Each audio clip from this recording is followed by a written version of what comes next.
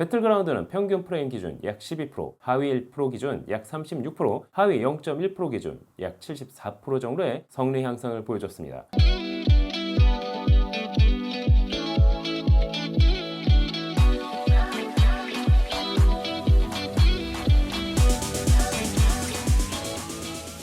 안녕하세요. 세상 신기한 그러면서 재미있고 유익한 테크 얘기 찾으셨습니다. 여기는 말방구 실험실입니다. 사람들은 왜 더 높은 금액을 주면서까지 수율 좋은 오버클럭킹 램을 구매할까요? 정말 램 성능에 따라 전체적인 성능 변화가 있긴 한 걸까요? 그래서 말방구 실험실에서 다양한 테스트를 진행해봤습니다. 궁금하시죠? 그럼 지금부터 같이 한번 확인해 보시죠. 고고고!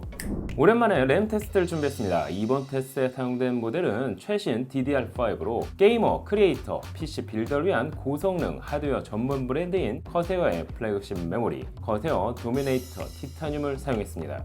커세어를 대표하는 상징과도 같은 램이죠. 지난 세대까지는 플래티넘 라인업이 최상위 모델이었지만 이번 제품은 무려 티타늄이라는 네이밍을 달고 나왔습니다. 몇 가지 라인업이 있긴 하지만 오늘 제가 가지고 온 제품은 XMP 프로파일을 통해 최대 7200MHz의 클럭을 지원하는 모델입니다. 기본 클럭은 4800MHz로 동작합니다. 참고로 16GB 모듈 2개 총 32GB 용량을 지원합니다. 인텔 XMP 3.0은 물론 AMD X4를 공식 지원해 12세대, 13세대, 14세대 인텔 코어 프로세서와 AMD 라이젠 7000번대 이상 CPU에서 사용 가능합니다. 이번에 사용한 테스트 PC는 참고로 인텔 코어 i7 프로세서 14700K를 사용했습니다. 보다 자세한 테스트 PC 사양은 다음과 같습니다.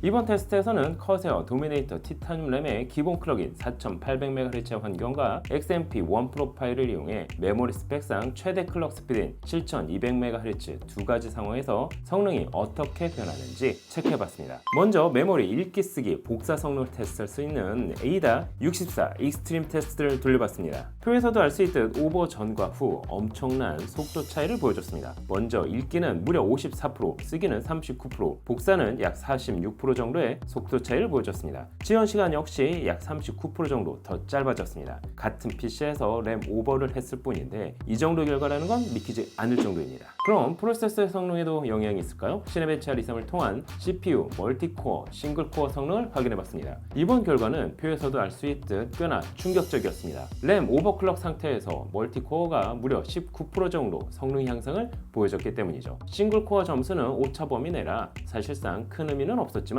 멀티코어만 놓고 보면 같은 프로세서가 맞나 싶을 정도였습니다. 하지만 그보다 더 궁금한 건 바로 그래픽 성능 차이였습니다. 그래서 다이렉트X 11, 다이렉트 12 환경 벤치마크인 3D마크, 파이어 스트라이크와 타임스 파일을 각각 돌려봤습니다. 다이렉트X 11 기반에서는 종합 점수 기준 약 3.9%, 그래픽 점수에 있어서는 6.6%가 향상된 69,249점에서 73,852점으로 높은 점수 차를 보여줬습니다. 다이렉트X 12 기반의 경우 종합 점수는 약 8%, 그래픽 점수는 약 4.2% 성능 향상을 보여줬습니다. 프로세서에 이어 그래픽 처리 성능까지 전체적으로 PC의 성능이 향상된 걸 확인할 수 있었습니다. 그런가요? 램 클럭 향상이 업무 효율에도 영향을 미칠까요? 그래서 포토샵, 프리미어 같은 그래픽 영상 작업 소프트웨어 성능 테스트인 퓨젯 벤치마크를 돌려봤습니다. 표에서도 확인할 수 있듯 프리미어 프로, 포토샵 모두 전체적으로 성능이 향상됐습니다. 프리미어 프로는 약 9.5% 성능 향상을, 포토샵은 약 5.4% 성능 향상을 보여줬습니다. 프리미어 프로의 경우 렌더링 작업에 있어서도 시간을 단축할 수 있어 보이는데요. 램 용량은 거거히센이라고 하죠. 더 높은 용량으로 고클럭 램을 구성한다면 더 큰 성능 향상을 기대할 수 있을 것 같습니다. 그럼 이제 가장 궁금했던 게임 테스트를 돌려볼까요? 정확한 성능 테스트를 위해 벤치마크를 지원하는 게임으로 테스트했습니다. 통상적으로 램 클럭 향상은 온라인 게임에서의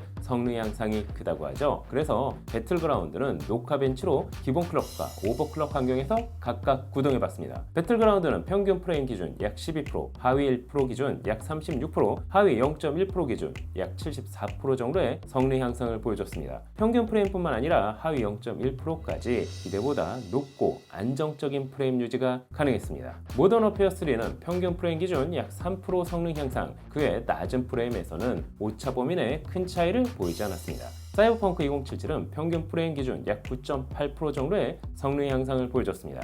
레드데드 리뎀션 2는 평균 프레임 기준 약 7.7% 정도의 성능 향상을 보여줬습니다. 물론 테스트 기준은 최대 옵션 기준입니다. 포르자 모터스 스포츠 2023의 경우 평균 프레임 기준 약 5.5% 성능 향상을 보여줬습니다. 총 5개의 게임을 테스트해본 결과 전체적으로 높고 안정적인 프레임을 보여줬습니다. 특히나 온라인 게임인 배틀그라운드의 경우 하위 1%, 하위 0.1% 프레임 차이가 상당히 벌어졌을 뿐만 아니라 평균 프레임 역시 34프레임 이상 보여줬기 때문이죠.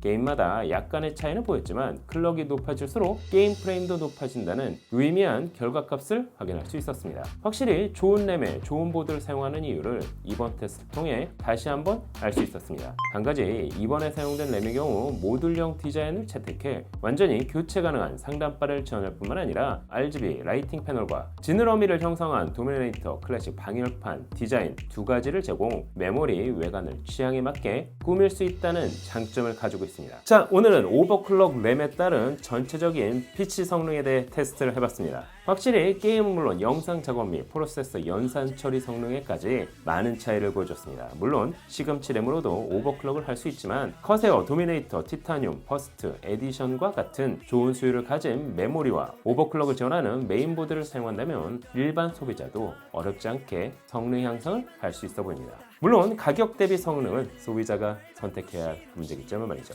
여러분이 보시기엔 어떠신가요? 오늘 영상은 여기까지. 윈도우 표류 일주일째. 제발 좀 잡혀라. 형아, 아직도 신호가 안 잡혀. 아니 배터리도 이제 얼마 없잖노. 잡혔다. 거기서 빨리 구조 요청을 해, 형. 아니 잠깐만. 오늘은 평일에도 야 이 미친.